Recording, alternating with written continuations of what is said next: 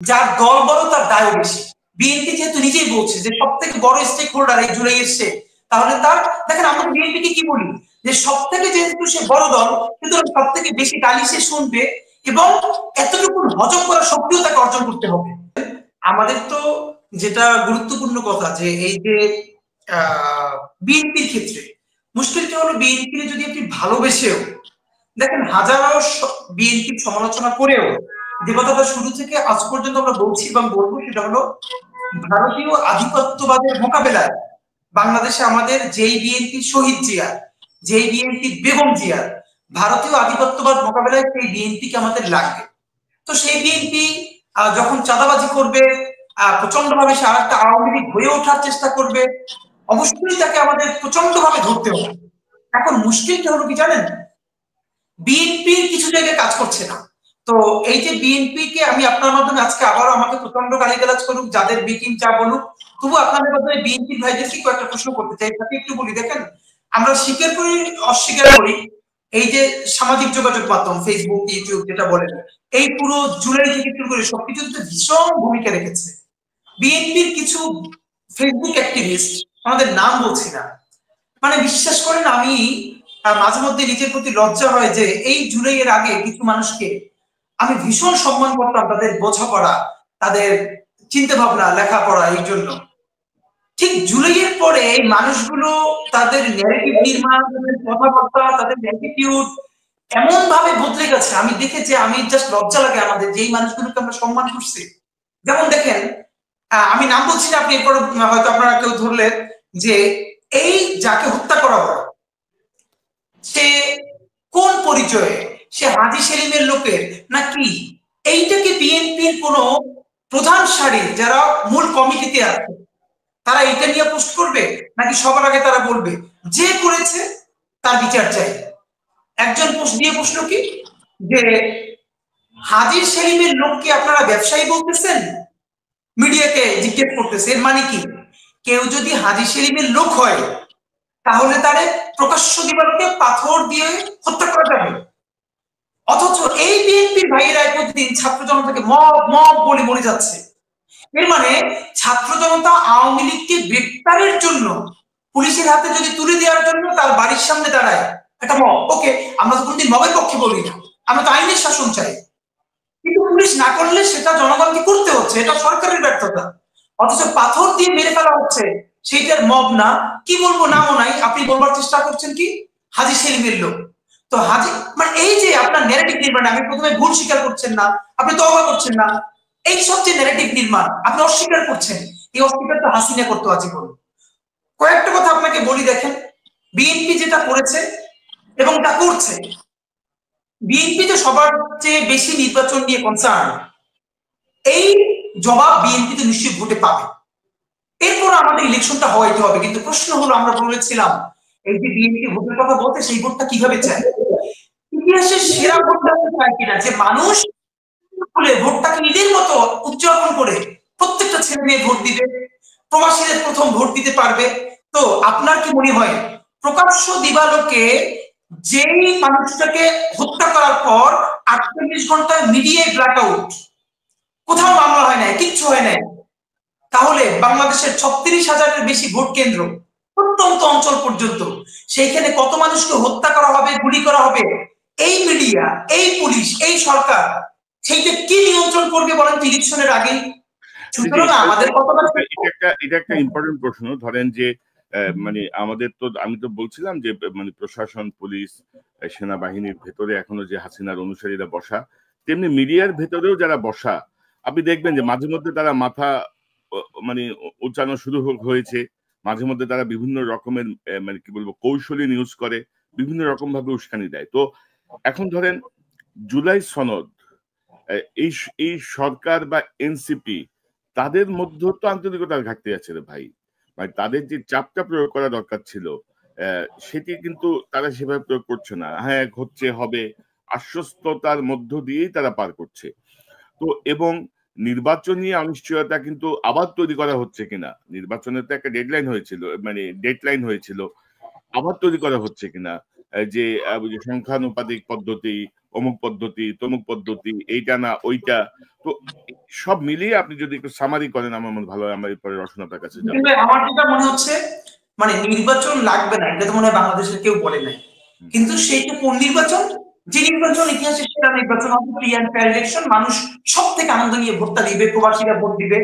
তো এই ইলেকশনের আগে মানুষ যেটা দেখতে চায় ন্যূনতম, সেটা হলো গণহত্যার দৃশ্যমান একটা ভালো পর্যায়ের বিচার। দেখেন বিচারটা তো চাইলে 6 মাসে শেষ হয়ে যাবে না, 1 বছরও শেষ হবে না, কিন্তু এই সরকার থাকা অবস্থায় এমন কিছু রায় দিয়ে যাওয়া এবং বাকিটা প্রসেসের মধ্যে দিয়ে রেখে যাওয়া, যাতে বিএনপি আসুক, জামাত আসুক, এনসিপি আসুক, যেই ক্ষমতায় আসুক, ইন্ডিয়া তাকে যতই চাপ দেয় সে যেন ওই বিচার প্রক্রিয়া থেকে সরে যেতে না পারে।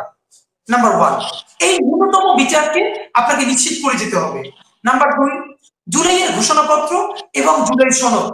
আমরা তো দেখেন বলেছি আগামীকালকেও যদি জুলাই ঘোষণাপত্র হয়ে যায়, পরশু জুলাই সনদ হয়ে যায় এবং তারপরের দিনে আপনি নির্বাচন দেন, হ্যাঁ, ন্যূনতম আইন শৃঙ্খলা রক্ষার মধ্য দিয়ে, এইটা আমাদের করতে হবে। এখন মুশকিলটা হলো এর বড় দায় বিএনপি কেন নিচ্ছে না? যেমন আপনি একটা কথা বলছিলেন, ধরেন তারেক রহমান সাহেবের বিরুদ্ধে যে অনেকে স্লোগান দিচ্ছে, ভাই মুশকিলটা হলো দেখেন বিএনপি ওই কথাটা বলে যে ব্যক্তির দায়কে দল নেবে।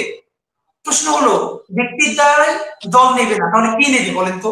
এই যে আমি ব্যক্তি, ধরেন আমি আজকে ইনকিলাব মঞ্চ, এখন আমি খুব একটা বাজে কাজ করলাম এবং ইনকিলাব মঞ্চ সবাই মিলে বললো ব্যক্তির দায় দল নিবে না, কিন্তু একটা প্রশ্ন কেউ করছেন না কেন, যে আমি ব্যক্তি এম্পাওয়ার্ড হলাম, ক্ষমতায়িত হলাম, এদিকে আমার ব্যক্তির জোরে নাকি ইনকিলাব মঞ্চের জোরে?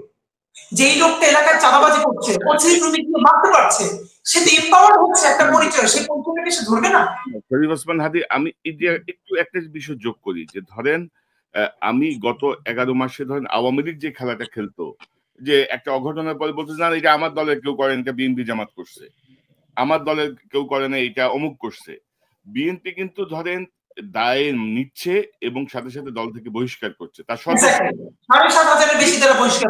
বিএনপি কিন্তু চাইলে অনায়াসে বলতে পারতো যে এটা হচ্ছে আওয়ামী লীগের যারা এখন বিভিন্ন জায়গায় লুকায় আছে তারা করতেছে, এরা আমার দলের কেউ করে না। বিএনপি কিন্তু এই জায়গাটা থেকে, এই জায়গাটা কিন্তু বিএনপি প্র্যাকটিস করে। এটা আমরা সবসময় অ্যাকনলেজ করেছি এবং বলেছি যে বিএনপিটা করেছে, কিন্তু ভাই আমি আপনার মাধ্যমে করার নাই, দল থেকে বহিষ্কার করা ছাড়া বিএনপির আর কি করার আছে? না, আপনার কিছু করার নাই, কিন্তু একটা জিনিস করার আছে কনক ভাই, সেটা হলো আমরা দেখেন যেই শহীদ জিয়ার বিএনপি জনপ্রতিরোধের শিকার হবে, এটার চেয়ে লজ্জা বাংলাদেশের জন্য আর কিছু হতে পারে না। আমি আপনার মাধ্যমে বিএনপির যে ভাইয়েরা আছেন, যারা নীতি নির্ধারণী পর্যায়ে আছেন, তাদের অন্তত দুটো অনুরোধ জানাই। নাম্বার 1, দেখেন যার দল বড় তার দায় বেশি। বিএনপি যেহেতু নিজেই বলছে যে সব থেকে বড় স্টেক হোল্ডার এই জুলাই এসছে, তাহলে তার দেখেন আমরা বিএনপিকে কি বলি যে সব থেকে যেহেতু সে বড় দল, কিন্তু সব থেকে বেশি গালি সে শুনবে এবং এতটুকু হজম করার শক্তিও তাকে অর্জন করতে হবে। আমাদের দুটো পরামর্শ আপনার মাধ্যমে আজকে আবার বলতে চাই, যেহেতু বিএনপি চাইলে এগুলোকে কন্ট্রোল করতে পারছে না শতভাগ, কিন্তু ঘটনা তো ঘটছে, বিএনপির এখন একটা নজির স্থাপন করা উচিত। সেটা হলো 1 নাম্বার, বিএনপির অতি দ্রুত একটা ডিসিপ্লিনারি টিম তৈরি করা উচিত, যাদের কাজ হবে যারা বিএনপির নাম ব্যবহার করে সব থেকে খারাপ ভাবে চাঁদাবাজি করেছে। দেখেন কয়েকটা জিনিস সরে গেছে, ভোলার যে ধর্ষণ, সে তো বিএনপি রাজনীতির সাথে জড়িত, মানে ভয়াবহ। ভোলার যে ঘটনাটা নিশ্চয়ই আপনারা জানেন, আমরা কি বিচার কি হয়েছে জানি, এই ধর্ষণ করছে, চাঁদাবাজি করছে, এদের নাম যখন সামনে আসবে, এই ডিসিপ্লিনারি কমিটির কাজ হলো তাকে আইনের পর্যায়ে নিয়ে যাওয়া পর্যন্ত রাষ্ট্রকে ফোর্স করা, এবং সেটা যদি বিচার না করে ডিসিপ্লিনারি কমিটি মিডিয়া ঠিক করে বলবে এই লোককে বিএনপি চেক করেছে, এখন পর্যন্ত রাষ্ট্র তার বিচার করছে না। এইটা যদি বিএনপি করতে পারে, 1 মাসের মধ্যে বিএনপির নাম ব্যবহার করে যতরা ধর্ষণ করে, চাঁদাবাজি করে, তারা মনে করবে না আমাদেরকে আজকে আমি করব, কালকে আবার আমি 1 কোটি টাকা দিয়ে বহিষ্কার আদেশ প্রত্যাহার করবো, এটা হবে না। সুতরাং 1 নম্বর একটা ডিসিপ্লিনারি টিম করতে হবে।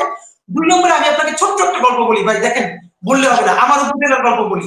আমার উপজেলার আওয়ামী লীগের একজন বড় নেতা, সাংগঠনিক সম্পাদক, শত শত কোটি টাকা কামাই করেছে শুধু একটা ইউনিয়নের চেয়ারম্যান হয়ে, শত শত কোটি টাকা কামাই করেছে একটা উপজেলার আওয়ামী লীগের। অদ্ভুত ব্যাপার, কিছুদিন আগে বিএনপির যে তারুণ্যের সমাবেশ হয়েছে, আমি পরে এটা মিডিয়াও এসছে, পরে ওরা একটা আর কি যাই হোক এটা ম্যানেজ করেছে, বিএনপির এলাকার ভাইয়েরা সেই বিএনপির তারুণ্যের সমাবেশে গেছে এই আওয়ামী লীগের গাড়ি নিয়ে, তার গাড়িটা নিয়ে, যে ইউনিয়নের চেয়ারম্যান শত শত কোটি টাকা কামাই করেছে আওয়ামী লীগের নাম ব্যবহার করে, এবং তার নামে ধর্ষণের মামলা আছে। যখন বলা হলো, বলে আমরা বুঝতে পারি না, কি একটা ব্যাখ্যা। এই যে আওয়ামী লীগের কাছে লিকুইড মানিগুলো আছে, এগুলো বিএনপি কে দিচ্ছে এবং তারা নিচ্ছে, কেউ কেউ উপজেলায় জেলায় নিয়ে রাজনীতি করবার চেষ্টা করছে। এইটা তো না, আমি আপনাকে বলি ভাই, যারা জুলাই মাঠে নেমেছে শুধু তারা না, যেই লোকটা সবজি বিক্রি করে, যেই লোকটা একটা মুদির দোকান ছোট্ট, সে আওয়ামী লীগের ত্রাস দেখেছে, হত্যা দেখেছে, নির্যাতন দেখেছে। সে যখন দেখে যে জুলাইয়ের 3 মাস পরে সেই আওয়ামী লীগের লোক এখন রাস্তায় বাইক নিয়ে ঘুরে, তার পাহাড়া দেয় বিএনপির লোকেরা টাকা খাইয়া, তখন সে কষ্টে, দুঃখে, ক্ষোভে আর নতুন কোনো স্বপ্ন দেখে না। সুতরাং বিএনপিকে নিশ্চিত করতে হবে আওয়ামী লীগের টাকা নিয়ে কারা বিএনপি রাজনীতি এলাকায় করছে তাদের বিরুদ্ধে অ্যাকশনে যেতে হবে। এবং আমি আজকে সব থেকে গুরুত্বপূর্ণ একটা পয়েন্ট বলতে চাই, আমার মনে হয় এটা যদি তারেক রহমান সাহেব করতে পারেন, তাহলে সামনের বাংলাদেশ নামক রাষ্ট্রে উনি একটা আজীবনের জন্য নজির স্থাপন করতে পারবেন। দেখেন, তারেক রহমানের পোস্টার কেন ছেঁড়া হয় জানেন? কারণ এলাকার যে মদখোর, গাঁজাখোর, ফ্যান্সিডিল ব্যবসায়ী, ইয়াবা ব্যবসায়ী, তার তো একটা শেল্টার দরকার। এই ব্যবসার জন্য তাদের কি দরকার? Political shelter. এতদিন যখন আওয়ামী লীগ ক্ষমতায় ছিল, তারা শেখ মুজিবের ছবি, হাসিনার ছবি, জয়ের ছবি সামনে রেখে এই কেসগুলো করেছে। ব্যাস, রেজিম চেঞ্জ হয়ে গেছে, এখন ব্যবসা ঠিক আছে, লোক ঠিক আছে, শুধু ছবিটা বদলাই দিছে। এখন আসবে শহীদ জিয়া, তারেক রহমান, মানে বেগম জিয়া, তারেক রহমান। আমি আপনাদেরকে বলতে চাই, এই যে ইন্টারনেট ছেলেরা ছবি ছিঁড়তে সাহস পাচ্ছে কেন জানেন? সে তো শহীদ জিয়ার ছবি ছিঁড়ছে না, সে দেখতেছে যেই ছেলেটা, যেই ইয়াবা ব্যবসায়ীটা, যেই মাদক ব্যবসায়ীটা এইটাকে জায়েজ করতেছে শহীদ জিয়ার ছবি ব্যবহার করে, এই সিম্বলটাকে সে ছিঁড়বার চেষ্টা করছে। সুতরাং বিনীত অনুরোধ করি, বিএনপি ভাইয়েরা পারলে একটা কাজ করেন, সেটা হলো বিএনপি আগামীকালকে অফিসিয়ালি ঘোষণা করবে বিএনপির যেই সব পোস্টার একমাত্র বিএনপি কেন্দ্রীয় কার্যালয় থেকে ছাপানো হয়, জাতীয় পোস্টার, একমাত্র বিএনপির অফিসিয়াল পোস্টার ছাড়া কোন নেতাকর্মী নিজের নামে হাজারো পোস্টার করুক, লিফলেট করুক, ফেস্টুন করুক, শহীদ জিয়া, বেগম জিয়া এবং তারেক রহমানের ছবি ব্যবহার করতে পারবে না। আপনি দেখেন রাজনীতি ঘুরে যাবে। তাহলে আমার মনে হয় এই যে কার ছবি কি করবে, এটা তো রাজনীতি বদলে যাবে। ঠিক আছে, দেখেন এখন আপনি বলবেন কি, আপনার ছবি একজন ব্যবহার করতে দিবেন, সেটা নিষেধ করবে না, কিন্তু ছবি যখন ছিঁড়বে তখন বলবেন মানে ব্যক্তিত্বে দল কেন নিবে? কেন? এই যে লোকটা ইয়ে ব্যবসা করতেছে, সে যে আপনার ছবি ব্যবহার করতেছে, বাধা দিচ্ছেন না কেন? আমি আপনার এই প্রস্তাবের সাথে একমত। পাশাপাশি এটাও ঠিক যে আমাদের মধ্যে আওয়ামী লীগের যে স্টাইল, যে যে যে বিভৎস স্টাইলে আওয়ামী লীগ দেশ শাসন করেছে, আমাদের মধ্যে সেই বিষয়টা এখনো চেপে বসে আছে। আমরা মনে করছি যে এ ধর্ষণ করছে, আমি এখন এর পরিবারকে ধর্ষণ করব, এ আমারে মারছে, আমি এরে মারবো, এ আমাদেরকে দখল করছে, আমি এটা দখল করবো। অর্থাৎ সেই জায়গাটা থেকে আমাদের বের হয়ে আসতে হবে যে না, আওয়ামী লীগ যেটা করছে সেটা মানে অবিচার, সেটা অন্যায়, আমাদেরকে আইনের আওতায় আনতে হবে।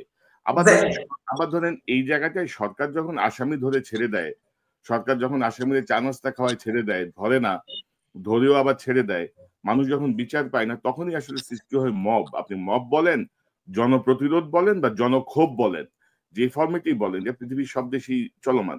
কারণ মানুষ যখন দেখবে যে আমি আইনের কাছে দিলাম, আইন যথাযথ অ্যাক্ট করছে না, তো তখন মানুষ এই বিষয়গুলোকে সামনে টেনে আনবে।